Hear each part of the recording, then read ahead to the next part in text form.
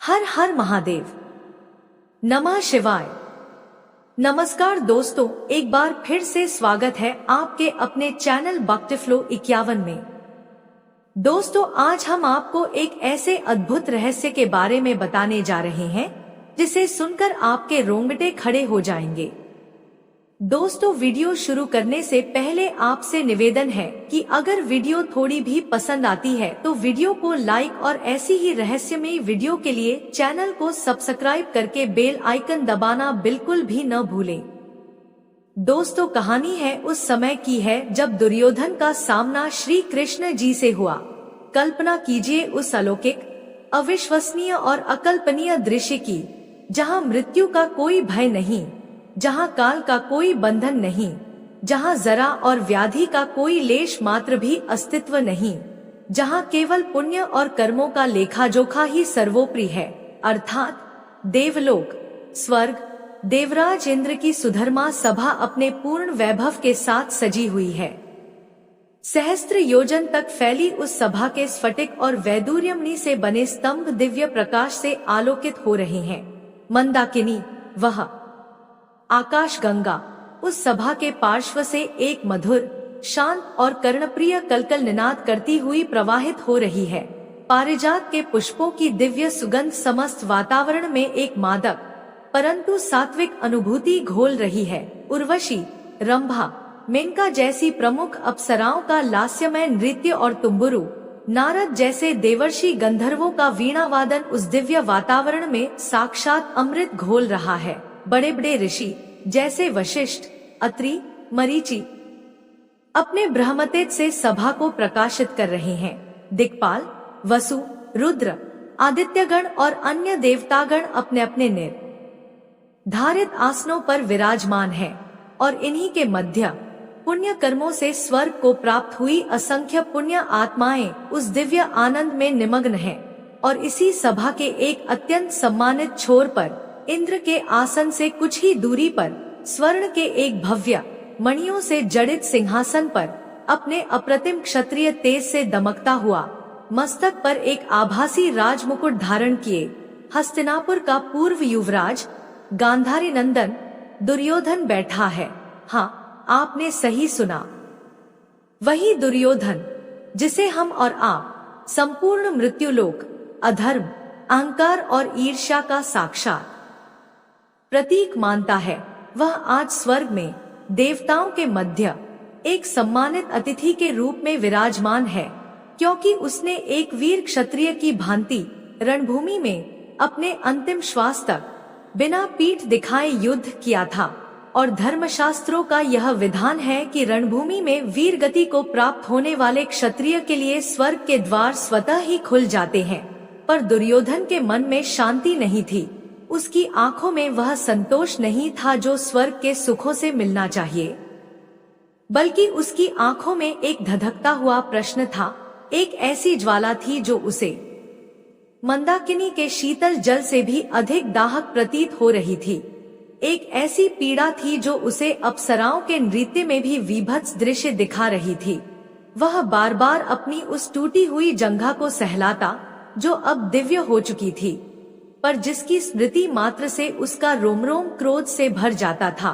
और तभी उस सभा में अपने सहस्त्रों सूर्यों के समान दिव्य तेज से सबको प्रकाशित करते हुए, जिनके आगमन मात्र से पारिजात की सुगंध और तीव्र हो गई, जिनके पीतांबर की आभा से स्वर्ण सिंहासन भी निस्तेज पड़ गए, उन योगेश्वर द्वारकाधीश श्री कृष्ण का आगमन होता है। उनके साथ मस्तक पर धर्म का तेज लिए धर्मराज युधिष्ठिर और उनके चारों भाई भीम, अर्जुन, नकुल और सहदेव भी हैं।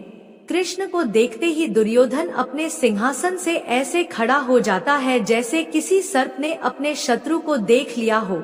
उसके चेहरे पर सम्मान का लेश मात्र भी नहीं था, बल्कि एक तीखा, गहरा, युगों पुराना व्यंग्य था। एक ऐसी पीड़ा थी जो अब आरोपों का रूप लेने को आतुर थी। वह सभा के मध्य में आता है और उसकी गगनभेदी अहंकार में डूबी हुई वाणी से इंद्र की सभा का संगीत थम जाता है। अप्सराओं के पग जहां के तहां रुक जाते हैं। गंधर्वों की उंगलियां वीणा के तारों पर जम जाती हैं और समस्त दिव्य वातावरण में एक गहरा भेदने वाला सन्नाटा छा जाता है। दुर्योधन सीधे कृष्ण की आंखों में आंखें डालकर अपनी तर्जनी उंगली उनकी ओर उठाकर पूछता है, हे वासुदेव, हे द्वारकाधीश, हे जगत के तथाकथित पालनहार, मैं कुरुराज दुर्योधन आज इस देव सभा में इन समस्त देवताओं, इन सिद्धों, इन ऋषियों और इन पुण्य आत्माओं को साक्षी मानकर तुमसे एक प्रश्न पूछता हूँ कि क्या छल से जीतना ही आपका धर्म था? यह एक प्रश्न नहीं था, यह एक आरोप था, एक खुला अभियोग, एक ऐसा शब्दबाण जो सीधे कृष्ण के धर्म पर, उनकी नारायण सत्ता पर, उनकी संपूर्ण जीवन लीला पर चलाया गया था। और इस एक प्रश्न के उत्तर में कृष्ण ने जो कहा, जो धर्म का विश्लेषण किया, जो कर्म की परतें खोली, उसे सुनकर केवल दुर्योधन ही नहीं, केवल पांडव ही नहीं, बल्कि स्वयं देवराज इंद्र, ज्ञान के सागर देवर्षि नारद और ब्रह्मा के मानस पुत्र सनत कुमार समेत पूरी स्वर्ग की सभा मौन हो गई, निःशब्द हो गई। आखिर क्या था वो उत्तर, क्या था वो धर्म का विश्लेषण जिसने स्वर्ग को भी निःशब्द कर दिया और सोचने पर विवश कर दिया? जानने के लिए इस कथा के अंत तक बने रहिए, क्योंकि आज धर्म और अधर्म की वो परतें खुलने वाली हैं जो आपने पहले कभी नहीं सुनी होंगी। आज आपको यह समझ आएगा कि क्यों कृष्ण को पूर्णावतार और लीला पुरुषोत्तम कहा जाता है। और यदि आप भी यह मानते हैं कि धर्म की राह उतनी सीधी नहीं है जितनी दिखती है, बल्कि बहुत जटिल, सूक्ष्म और विवेक की मांग करने वाली होती है, तो इस वीडियो को एक लाइक करके हमारा मनोबल अवश्य बढ़ाइएगा। कथा उस क्षण से आरंभ होती है जब दुर्योधन ने अपना प्रश्न रूपी वज्रदेव सभा के मध्य में उछाला। पूरी सभा में एक अजीब सी बेचैनी, एक कौतूहल और एक आशंका फैल गई। सभी देवता और ऋषि एक दूसरे का मुंह देखने लगे। वे सब जानते थे कि दुर्योधन के प्रश्न में दम है, क्योंकि महाभारत के युद्ध में ऐसे कई क्षण आए थे जहां पांडवों की विजय सीधे और सरल क्षत्रिय धर्म के मार्ग से नहीं, बल्कि कृष्ण की कुटिल प्रतीत होने वाली, रहस्यमयी और नियमों को तोड़ती हुई नीतियों से संभव हुई थी। दुर्योधन ने देखा कि उसकी बात का प्रभाव पड़ रहा है। उसने अपनी बात को और स्पष्ट करते हुए एक एक करके अपने और अपने पक्ष के घावों को कुरेदना शुरू किया। वह एक कुशल अभियोक्ता की भांति अपना पक्ष रखने लगा।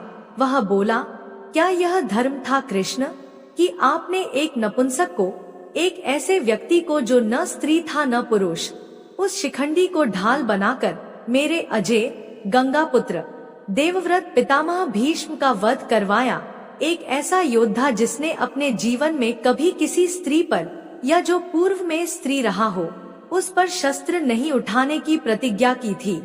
आपने उसी की महान प्रतिज्ञा को, उसी के धर्म को, उसकी मृत्यु का कारण बना दिया। जब अर्जुन उनके सामने कांप रहा था, जब उसके हाथ से गांडीव छूट रहा था, तब तुम्ही ने उसे उकसाया, तुम्ही ने शिखंडी को आगे किया ताकि तुम्हारे मित्र की विजय हो सके। बोलो कृष्ण, क्या एक वृद्ध धर्मनिष्ठ पितामह की इस प्रकार छल से हत्या करवाना आपका धर्म था? दुर्योधन रुका नहीं, उसकी आवाज और तीव्र और अधिक पीड़ा से भर गई। क्या यह धर्म था कि आपने इस धर्मराज कहलाने वाले सत्यवादिता की प्रतिमूर्ति युधिष्ठिर से, मेरे शस्त्र गुरु आचार्य द्रोण को मारने के लिए अश्वत्थामा हतो नरो व कुंजरो वा का महाझूठ बुलवाया? एक ऐसा झूठ, एक ऐसा अर्ध सत्य जो पूर्ण सत्य से भी अधिक घातक था, जिसने एक पिता के हाथ से उसके शस्त्र छीन लिए, जिसने एक पुत्र के शोक में व्याकुल एक वृद्ध गुरु का मस्तक कटवा दिया। क्या एक गुरु की हत्या के लिए अपने ही शिष्य को झूठ बोलने के लिए प्रेरित करना, यह आपका धर्म था? क्या यही सिखाते हो तुम अपने भक्तों को कि धर्म की स्थापना के लिए झूठ बोलो, छल करो? दुर्योधन की आंखों में रक्त उतर आया था। वह अब अपने सबसे प्रिय मित्र की मृत्यु का प्रसंग उठा रहा था।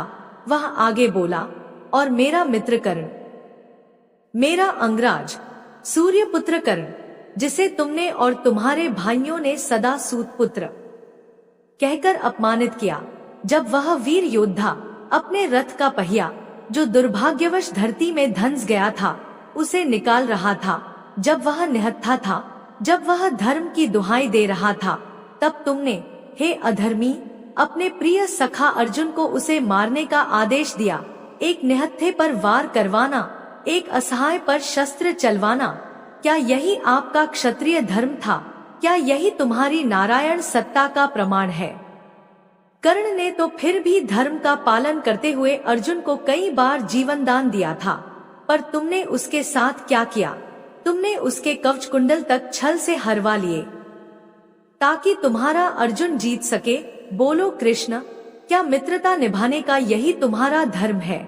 और अंत में अपनी उस दिव्य हो चुकी जंघा की ओर संकेत करते हुए, जिसकी पीड़ा की स्मृति मात्र से उसकी आंखों से क्रोध के आंसू बह निकले, वह बोला, और मैं, हस्तिनापुर का युवराज, जब मैं तुम्हारे भीम के साथ तुम्हारे ही बनाए नियमों के अनुसार गदायुद्ध कर रहा था, तो युद्ध के नियमों के विरुद्ध, तुम्हारी ही आज्ञा पर, तुम्हारी ही कुटिल आंखों के इशारे पर उसने मेरी जंघा पर प्रहार किया। कमर के नीचे वार करना गदायुद्ध में अधर्म की पराकाष्ठा है। यह जानते हुए भी तुमने यह अधर्म करवाया और मुझे तिल तिल कर मरने के लिए छोड़ दिया। बोलो कृष्ण, क्या छल से मेरे प्राण लेना ही तुम्हारा अंतिम धर्म था? दुर्योधन ने एक एक करके वो सारी घटनाएं गिना दी। उसने बताया कि कैसे जयद्रथ का वध करने के लिए सूर्य को अपनी माया से ढक लिया गया, कैसे भूरिश्रवा जब अपने योगबल से शांत बैठे थे, तब सात्यकी ने उनका मस्तक काट दिया और तुमने उसे रोका नहीं। हर एक घटना जहां कृष्ण की भूमिका निर्णायक थी, पर सीधी और सरल नहीं थी। अपने आरोपों की यह लंबी बौछार करने के बाद दुर्योधन हांफने लगा। उसकी आंखों में एक विजयी भाव था। उसे लगा कि उसने कृष्ण को निरुत्तर कर दिया है। उसने अपनी बात का सार प्रस्तुत करते हुए कहा, मैंने माना कि मैंने अन्याय किया, मैंने माना कि मैंने पांडवों को उनका अधिकार, सुई की नोक के बराबर भूमि भी नहीं दी, पर मैंने जो भी किया वह एक क्षत्रिय की भांति सामने से किया। मैंने अपने हठ को, अपनी ईर्ष्या को कभी धर्म का मुखौटा नहीं पहनाया। मैंने कभी छल का सहारा नहीं लिया, पर तुमने, ईश्वर कहलाने वाले तुमने, धर्म की स्थापना के नाम पर हर पग पर छल किया, हर नियम को तोड़ा, हर मर्यादा को भंग किया। तो बताओ कृष्ण, आज इस देव सभा को निर्णय करने दो कि हम दोनों में से बड़ा अधर्मी कौन है? मैं, जिसने अपने अधिकार के लिए, अपने क्षत्रिय हट के लिए युद्ध किया, या तुम, जिसने धर्म की स्थापना के नाम पर हर अधर्म किया? दुर्योधन का प्रश्न सुनकर पूरी देव सभा में गहरा भेदने वाला सन्नाटा छा गया। स्वयं धर्मराज युधिष्ठिर का मस्तक लज्जा से झुक गया, क्योंकि वे जानते थे कि दुर्योधन के आरोपों में सत्य का अंश था। वे स्वयं अपने गुरु को दिए गए धोखे के लिए आज तक पश्चाताप की अग्नि में जल रहे थे। भीमसेन, जिनकी गदा ने दुर्योधन की जंघा तोड़ी थी, वे भी अपनी दृष्टि नीचे किए खड़े थे, और अर्जुन, जिनके गांडीव से भीष्म और कर्ण का वध हुआ था, वे ग्लानि और संशय से भर गए। क्या सच में उन्होंने अधर्म का साथ दिया था? क्या कृष्ण ने उनसे अधर्म करवाया था? सभी देवता, ऋषि मुनि सब कृष्ण के उत्तर की प्रतीक्षा करने लगे कि वे इन गंभीर, अकाट्य प्रतीत होने वाले आरोपों का क्या उत्तर देंगे। यह स्वर्ग के इतिहास की सबसे बड़ी धर्म परीक्षा थी। तब कृष्ण, जिनके चेहरे पर न कोई क्रोध था, न कोई ग्लानि, न कोई चिंता, केवल वही चिरपरिचित, रहस्यमयी, शांत और किंचित विनोदपूर्ण मुस्कान थी। उन्होंने दुर्योधन की ओर देखा, उसकी क्रोध से कांपती हुई आंखों में झांका और कहा, तुम्हारे प्रश्न बहुत लंबे और जटिल हैं दुर्योधन, पर मेरा उत्तर बहुत छोटा और सरल है। कृष्ण ने एक क्षण का विराम लिया। पूरी सभा की धड़कनें जैसे रुक गईं, और फिर उनकी अमृतमयी पर वज्र के समान दृढ़ वाणी उस सभा में गूंजी, हाँ दुर्योधन, मैंने छल किया। यह एक वाक्य नहीं था, यह एक वज्रपात था, एक स्वीकारोक्ति जिसकी किसी ने कल्पना भी नहीं की थी। कृष्ण ने आगे कहा, हाँ, मैंने शिखंडी को ढाल बनाया, हाँ, मैंने युधिष्ठिर से अर्धसत्य बुलवाया, हाँ, मैंने निहत्थे कर्ण को मारने का आदेश दिया, और हाँ, मेरे ही इशारे पर भीम ने तुम्हारी जंघा तोड़ी। मैंने वह हर कार्य किया जिसका आरोप तुम मुझ पर लगा रहे हो। मैं इससे इनकार नहीं कर रहा। यह सुनकर दुर्योधन को लगा कि वह जीत गया। उसकी आंखों में विजय की क्रूर चमक आ गई।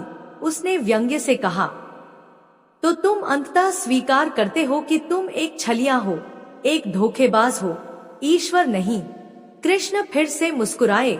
उनकी मुस्कान में अब करुणा का भाव था। वे बोले, दुर्योधन, तुम्हारी समस्या यह है कि तुम धर्म और अधर्म का निर्णय युद्ध के कुछ स्थूल, कुछ बाहरी नियमों के आधार पर कर रहे हो, पर तुम यह भूल गए कि धर्म नियमों की एक निर्जीव पुस्तक मात्र नहीं है। धर्म एक जीवंत, स्पंदित होने वाला सत्य है। धर्म का अंतिम लक्ष्य, उसका परम उद्देश्य सृष्टि में संतुलन और सत्य की स्थापना करना है, जिसे हमारे ऋषि ऋत कहते हैं।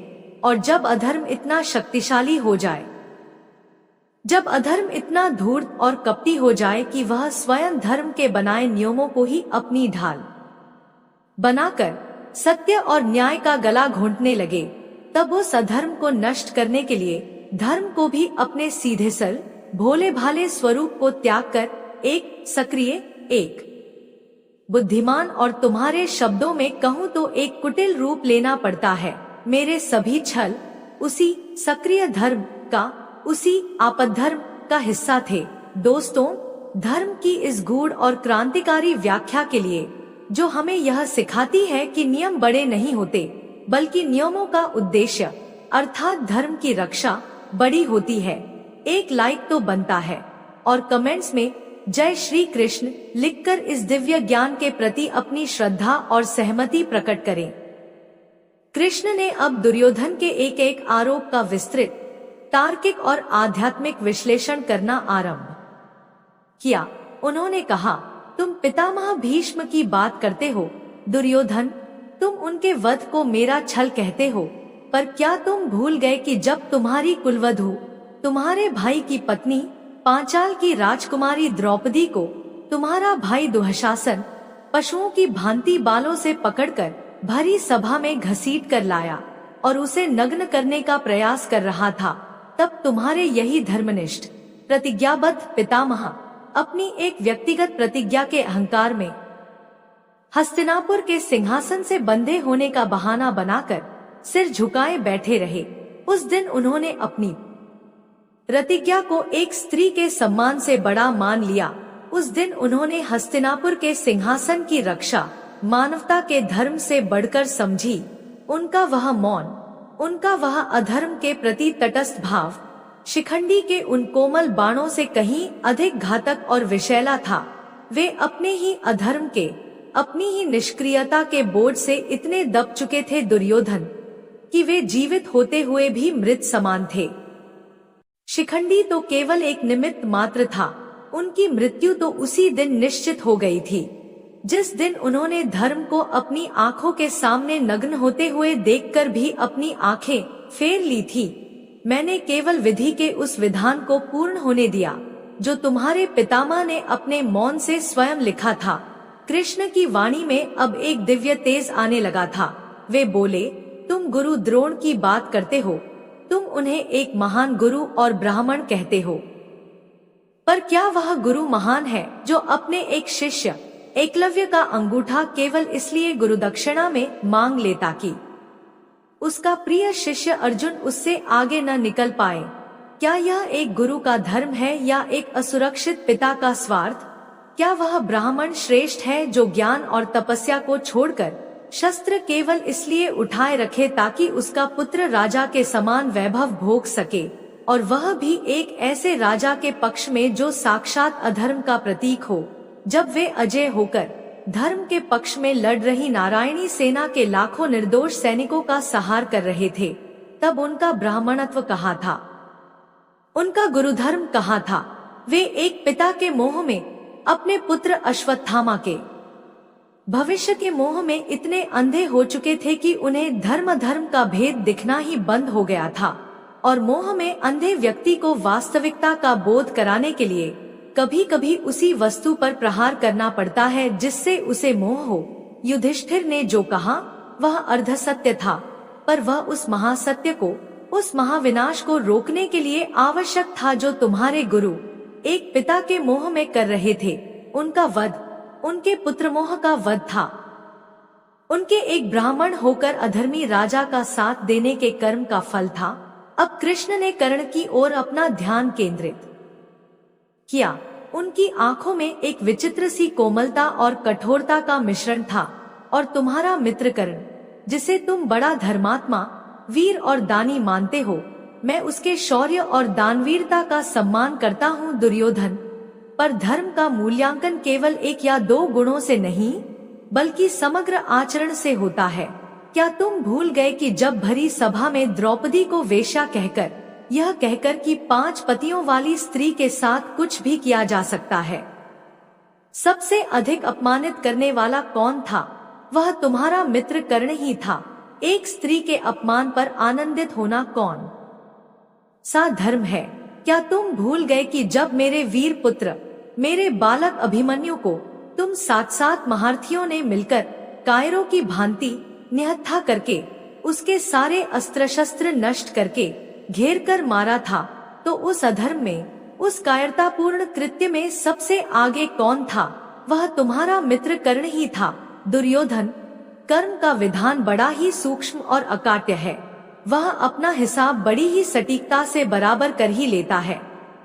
कर्ण ने निहत्थे अभिमन्यु के वध में साथ दिया। नियति ने उसे भी निहत्थी अवस्था में ही मृत्यु दी। जैसा कर्म वैसा फल। मैंने अर्जुन को केवल उसके क्षत्रिय धर्म का स्मरण कराया कि शत्रु होता है, चाहे वह रथ पर हो या धरती पर, विशेषकर तब जब उस शत्रु ने तुम्हारे निरपराध पुत्र के साथ वही कायरता और वही अधर्म दिखाया हो। और अंत में कृष्ण दुर्योधन के सबसे व्यक्तिगत, सबसे गहरे घाव पर आए। और रही बात तुम्हारी दुर्योधन, कृष्ण की आवाज गहरी और शांत हो गई। तुम्हें मेरी भीम की गदा का वह अंतिम प्रहार तो याद रहा, पर क्या तुम अपना वह कुकर्म, वह घिनौना अधर्म भूल गए जिसने उस प्रहार को जन्म दिया था? क्या तुम भूल गए कि जब तुमने भरी सभा में अपनी कुलवधू, अपने भाई की पत्नी, हस्तिनापुर की महारानी द्रौपदी को अपनी जंघा पर बैठने का अश्लील, निर्लज्ज और पाश्विक इशारा किया था, उसी दिन, उसी क्षण भीम ने यह प्रतिज्ञा ली थी कि वह अपनी गदा से तुम्हारी इसी अधर्मी जंघा को तोड़ेगा। भीम का प्रहार अधर्म नहीं था दुर्योधन, वह तुम्हारे द्वारा किए गए एक स्त्री के उस घोर अपमान का, उस सार्वजनिक चीरहरण का प्रतिफल था। वह द्रौपदी की उन आंखों का उत्तर था जिसमें उसने तुमसे दया की भीख मांगी थी। वह तुम्हारे उस पाश्विक अट्टहास का उत्तर था। वह तुम हारे उस अहंकार का मर्दन था जिसने धर्म को अपनी जांग पर बिठाने का दुस्साहस किया था। मैंने भीम को केवल उसकी प्रतिज्ञा का स्मरण कराया। मैंने केवल यह सुनिश्चित किया कि जिस अधर्म का आरंभ तुमने अपनी जंघा से किया था, उसका अंत भी उसी स्थान पर हो। कृष्ण ने एक क्षण का विराम लेकर पूरी सभा पर अपनी दृष्टि डाली और कहा, दुर्योधन, तुम और तुम्हारे पक्ष के सभी महारथी, भीष्म, द्रोण, कर्ण, शल्य, सब के सब धर्म के नियमों को, शास्त्रों को कंठस्थ जानते थे, पर तुम सबने अपने अपने स्वार्थ, अपनी अपनी प्रतिज्ञाओं के अहंकार, अपने अपने पुत्र मोह और अपने अपने मित्रता के दम्भ के लिए उन नियमों को बार बार तोड़ा। तुमने धर्म के नियमों को अपनी ढाल बनाया ताकि तुम उसके पीछे छिपकर अधर्म कर सको, और जब मैंने उसी ढाल को भेदने के लिए तुम्हारे ही शस्त्रों का, तुम्हारी ही कुटिलता का प्रयोग तुम पर किया, तो तुम उसे छल कहने लगे। सत्य तो यह है दुर्योधन कि मैंने कोई नया छल नहीं किया। मैंने केवल तुम्हारे द्वारा बोए गए छल और अधर्म के विषवृक्षों के कड़वे फल तुम्हें ही चखा दिए। मैंने केवल कर्म के सिद्धांत को गति दी है। यह सुनकर दुर्योधन कांप गया। उसका चेहरा सफेद पड़ गया। उसके पास कृष्ण के इन तर्कों का, इस सत्य का कोई उत्तर नहीं था। कृष्ण ने अपनी बात समाप्त करते हुए उस अंतिम रहस्य से पर्दा उठाया जिसने स्वर्ग की सभा को सचमुच मौन कर दिया। उन्होंने कहा, यह युद्ध भूमि के एक टुकड़े के लिए नहीं था दुर्योधन। यह दो परिवारों का संपत्ति विवाद नहीं था। यह युद्ध धर्म की स्थापना के लिए था। यह आने वाली अनगिनत पीढ़ियों को यह सिखाने के लिए था कि जब अधर्म बहुत शक्तिशाली, संगठित और धूर्त हो जाए, तो सत्य को जीतने के लिए, धर्म को बचाने के लिए कभी कभी सीधे और सरल रास्ते छोड़कर टेढ़े और कुटिल प्रतीत होने वाले मार्गों को भी अपनाना पड़ता है। पर लक्ष्य पवित्र होना चाहिए, मंशा पवित्र होनी चाहिए, उद्देश्य धर्म की स्थापना का होना चाहिए। मेरे सभी तथाकथित छल उसी महान लक्ष्य को प्राप्त करने के साधन मात्र थे। वे स्वयं में धर्म नहीं थे, पर वे धर्म की स्थापना के लिए आवश्यक थे।